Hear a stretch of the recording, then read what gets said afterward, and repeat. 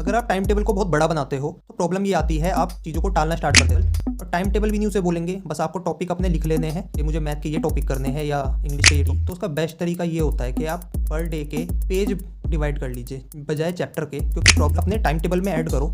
जहाँ पे आप लिख रहे हो मुझे मैथ के 100 क्वेश्चन करने हैं या मुझे ये चीज़ याद करनी है, ये टॉपिक कंप्लीट करना है, साथ में लिखो कि मुझे 20 पुशअप मारने हैं, मुझे स्क्वाट्स मारने हैं, या मुझे योगा करना है, 10 मिनट मेडिटेशन करना है।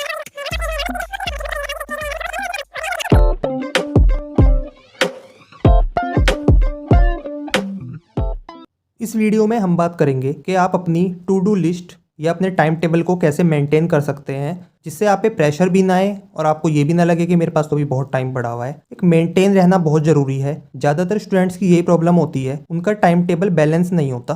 तो मैं आपके साथ शेयर करूंगा इसकी बेस्ट टेक्निक कि आप अपने टाइम टेबल को कैसे मेंटेन कर सकते हैं, अपनी डेली की टू डू लिस्ट आपको कैसे बनानी है जिससे आपकी स्टडी स्मूथली चलती रहे। अगर आप टाइम टेबल को बहुत बड़ा बनाते हो तो प्रॉब्लम ये आती है, आप चीज़ों को टालना स्टार्ट कर देते हो। मान लो आपने एक महीने का टारगेट बनाया, तो आप क्या करोगे, आप लगेगा बहुत टाइम पड़ा हुआ है, आराम से कर लूँगा, आज छुट्टी है तो कोई बात नहीं। अगर आप बहुत ही छोटा बनाते हो तो उसमें क्या होता है, आपके ऊपर एक्स्ट्रा प्रेशर आ जाता है। वही होता है कि आपको लगता है कि ठीक है देख लेंगे बाद में, छोड़ देते हैं। तो इसका सबसे अच्छा तरीका है कि आप एक वीक का बनाइए, एक हफ्ते का सिर्फ टाइम टेबल। और टाइम टेबल भी नहीं उसे बोलेंगे, बस आपको टॉपिक अपने लिख लेने हैं कि मुझे मैथ के ये टॉपिक करने हैं या इंग्लिश के ये टॉपिक हैं, हिंदी के ये टॉपिक हैं, जीएस के इतने टॉपिक करने हैं एक वीक में।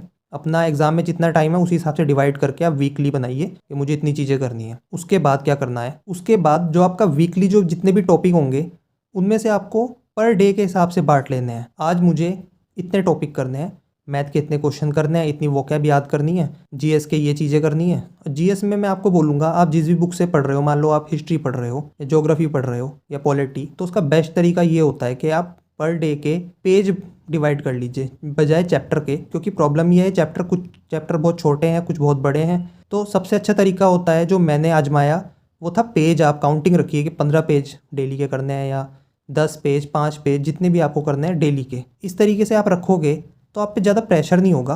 इसमें फ्लेक्सिबिलिटी ये होती है, मान लो आज आपका हिस्ट्री पढ़ने का मन नहीं कर रहा है, ठीक है, तो आज आप क्या करो, आज आप कोई चीज़ एक्स्ट्रा कर लो। जैसे आप वोकैब, आपको 20 वर्ड याद करने हैं तो आप आज 40 वर्ड वोकैब के कर लो।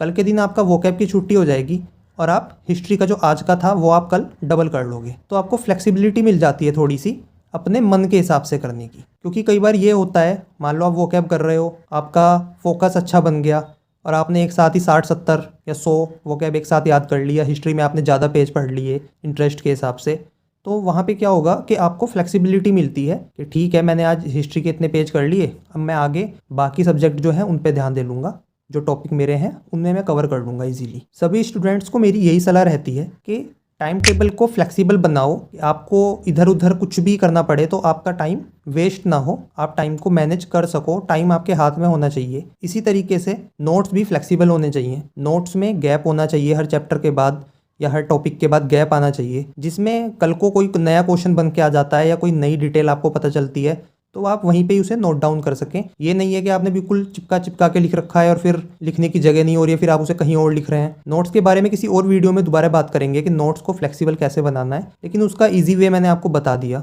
ऐसे ही टाइम टेबल का फ्लेक्सिबल टाइम टेबल बनाइए, उसे अपने हिसाब से कंट्रोल कीजिए। दूसरी बात मैं यहाँ पे ऐड करना चाहता हूँ कि आप बहुत ज़्यादा सब्जेक्ट को एक साथ लेके मत चलना। ज़्यादा से ज़्यादा आप करो तो 2 या 3 सब्जेक्ट, 2 या 3 होने ही चाहिए। एक सब्जेक्ट बोरिंग हो जाता है, जब आप उसे करते करते बोर हो जाते हो, आपको लगता है कुछ और चीज़ करते हैं, तो कुछ और में आप सिर्फ इंटरटेनमेंट की तरफ जाते हो। लेकिन बहुत ज़्यादा सब्जेक्ट होते हैं तो भी आदमी ऊब जाता है बार बार चीज़ें चेंज करते हुए। तो 2 या 3 सब्जेक्ट, 3 सब्जेक्ट मैक्सिमम होने चाहिए जिसकी आप डेली, जिन्हें आप पढ़ रहे हो। इसके बाद अगर आपके एग्ज़ाम में टाइम है, 3 महीने 4 महीने से ज़्यादा का टाइम है और आप आराम से प्रिपेयर कर सकते हो, तो मैं आपको बोलूँगा अपने टाइम टेबल में कुछ एक्स्ट्रा एक्टिविटीज़ भी ऐड करो। जैसे अगर आपका शेड्यूल 6 से 8 घंटे का है डेली का, तो आप उसमें अपनी टू डू लिस्ट में ही मेंशन करो कि मैं 20 मिनट या 30 मिनट एक्सरसाइज करूंगा, योगा करूंगा या मेडिटेशन करूंगा। तो ये सब भी आपको टू डू लिस्ट में आप लेके चलोगे तो उसका प्लस पॉइंट ये होता है, एक तो आपकी हेल्थ अच्छी हो रही है, दूसरी बात ये होती है कि पढ़ाई के साथ साथ ही आपको ये चीज़ भी दिख रही है कि मैं ये चीज़ें भी अपनी हेल्थ पे कितना ध्यान दे रहा हूँ, मैं एक्सरसाइज कर रहा हूँ नहीं कर रहा हूँ, वो चीज़ें आपको दिखती रहेगी। आपको कोई याद नहीं दिलवाने वाला है कि आपको एक्सरसाइज भी करनी है, आपको अपनी हेल्थ पे भी ध्यान देना है। तो ये चीज़ें भी अपने टाइम टेबल में ऐड करो जहाँ पे आप लिख रहे हो मुझे मैथ के 100 क्वेश्चन करने हैं या मुझे ये चीज़ याद करनी है, ये टॉपिक कंप्लीट करना है, साथ में लिखो कि मुझे 20 पुशअप मारने हैं, मुझे स्क्वाट्स मारने हैं या मुझे योगा करना है, 10 मिनट मेडिटेशन करना है, ये सब भी उसमें ऐड करो। तो मैं समराइज़ करके आपको बता देता हूँ कि इस वीडियो में मैंने क्या बताया है। सबसे पहली बात, आपको अपना टाइम टेबल 1 वीक का बनाना है। पर डे के हिसाब से आपको उसे डिवाइड कर देना है। टाइम टेबल को बहुत ज़्यादा फ्लेक्सिबल बनाना है और साथ में अपने नोट्स भी थोड़े फ्लेक्सिबल बनाने हैं। इसके बाद मैंने आपको बताया अपनी टू डू लिस्ट में डेली एक्सरसाइज या जो भी एक्टिविटी आप करना पसंद करते हो, एक्स्ट्रा एक्टिविटी या कोई भी फिजिकल वर्कआउट, उसे भी टू डू लिस्ट में ऐड करो। साथ में आपको ये चीज़ें दिखनी चाहिए कि मुझे एक्सरसाइज भी करनी है। वीडियो को यहीं पे ख़त्म करते हैं। अगर आपको मेरी एडवाइस से फ़ायदा होता है तो वापस आके आप वीडियो को लाइक ज़रूर करना। Thanks for watching, bye.